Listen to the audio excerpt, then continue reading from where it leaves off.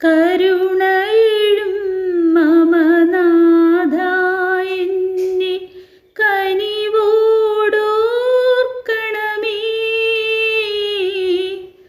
മാമക ജീവിതമൊരു നിഴൽ പോലെ മായുകയാണീ മഞ്ഞിൽ.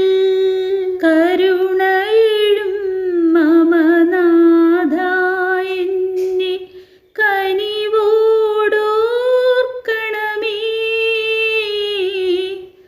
മാമക ജീവിതമൊരു നിഴൽ പോലെ മായുകയാണീ മഞ്ഞിൽ. അധ്യായം 7. രാജാക്കന്മാരെ വധിച്ചതിനു ശേഷം മടങ്ങിവന്ന അബ്രാഹത്തെ കണ്ടപ്പോൾ സലേമിൻ്റെ രാജാവും അത്യുന്നതനായ ദൈവത്തിൻ്റെ പുരോഹിതനുമായ മെൽക്കീസെദേക്ക് അവനെ അനുഗ്രഹിച്ചു. സകലത്തിൻ്റെയും ദശാംശം അബ്രാഹാം അവന് നൽകി.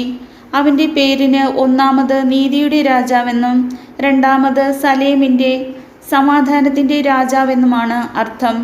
അവന് പിതാവോ മാതാവോ വംശപരമ്പരയോ ഇല്ല. അവൻ്റെ ദിവസങ്ങൾക്ക് ആരംഭമോ ആയുസ്സിന് അവസാനമോ ഇല്ല. ദൈവപുത്രന് സദൃശനായ അവൻ എന്നേക്കും പുരോഹിതനാണ്. അവൻ എത്ര വലിയവൻ എന്ന് കാണുവിൻ. പൂർവ്വപിതാവായ അബ്രഹാം യുദ്ധത്തിൽ പിടിച്ചെടുത്തവയുടെ ദശാംശം അവന് കൊടുത്തുവല്ലോ. ലേവിയുടെ പുത്രന്മാരിൽ പൗരോഹിത്യം സ്വീകരിച്ചിരുന്നവർക്ക് തങ്ങളുടെ സഹോദരരും അബ്രഹാത്തിൻ്റെ മക്കളുമായിരുന്ന ജനങ്ങളിൽ നിന്നുപോലും ദശാംശം വാങ്ങാൻ നിയമത്തിൻ്റെ അനുശാസനമുണ്ടായിരുന്നു. എന്നാൽ അവരുടെ വംശാവലിയിൽ പെടാതിരുന്നിട്ടും മെൽക്കീസെദേക്ക് അബ്രാഹത്തിൽ നിന്ന് ദശാംശം വാങ്ങുകയും വാഗ്ദാനം സ്വീകരിച്ചിരുന്ന അബ്രാഹത്തെ അനുഗ്രഹിക്കുകയും ചെയ്തു. ചെറിയവൻ വലിയവനാൽ അനുഗ്രഹിക്കപ്പെടുന്നു. തർക്കമില്ല. ലേവ്യ പുരോഹിതന്മാരുടെ കാര്യത്തിൽ മരണമുള്ള മനുഷ്യരാണ് ദശാംശം വാങ്ങുന്നത്.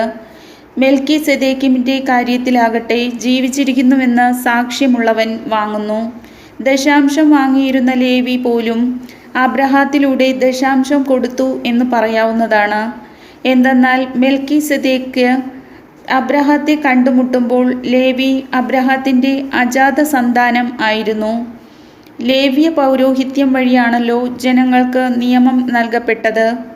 ആ പൗരോഹിത്യം വഴി പൂർണ്ണത പ്രാപിക്കാൻ കഴിയുമായിരുന്നെങ്കിൽ അഹറോൻ്റെ ക്രമത്തിൽ നിന്ന് വ്യത്യസ്തമായി മെൽക്കീസെദേക്കിൻ്റെ ക്രമപ്രകാരം വേറൊരു പുരോഹിതൻ ഉണ്ടാവുക ആവശ്യമായിരുന്നു.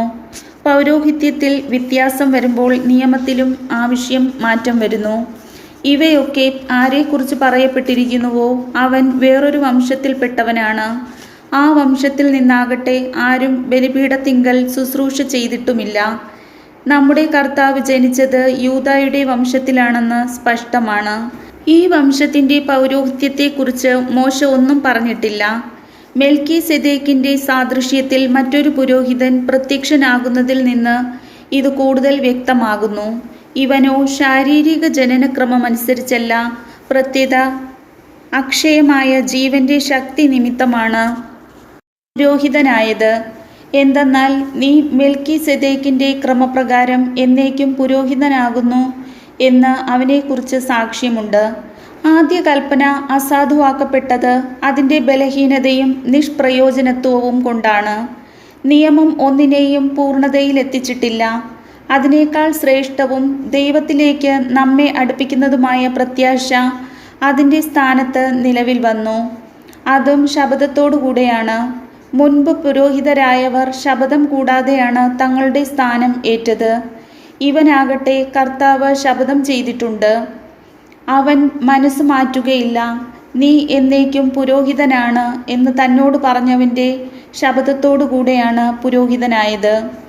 ഇത് ക്രിസ്തുവിനെ ശ്രേഷ്ഠമായ ഒരു ഉടമ്പടിക്ക് അച്ചാരമാക്കുന്നു. മുൻകാലങ്ങളിൽ അനേകം പുരോഹിതന്മാരുണ്ടായിരുന്നു. എന്നാൽ ശുശ്രൂഷയിൽ തുടരാൻ മരണം അവരെ അനുവദിച്ചില്ല. യേശുവാകട്ടെ എന്നേക്കും നിലനിൽക്കുന്നതുകൊണ്ട് അവൻ്റെ പൗരോഹിത്യം കൈമാറപ്പെടുന്നില്ല. തന്നിലൂടെ ദൈവത്തെ സമീപിക്കുന്നവരെ പൂർണ്ണമായി രക്ഷിക്കാൻ അവന് കഴിവുണ്ട്. എന്നേക്കും ജീവിക്കുന്നവനായ അവൻ അവർക്ക് വേണ്ടി മാധ്യസ്ഥ്യം വഹിക്കുന്നു.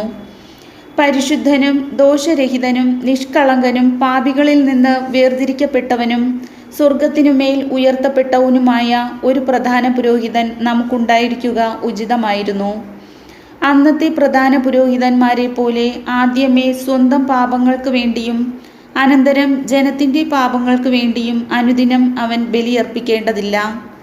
അവൻ തന്നെ അർപ്പിച്ചുകൊണ്ട് എന്നേക്കുമായി ഒരിക്കൽ ബലിയർപ്പിച്ചിരിക്കുന്നു.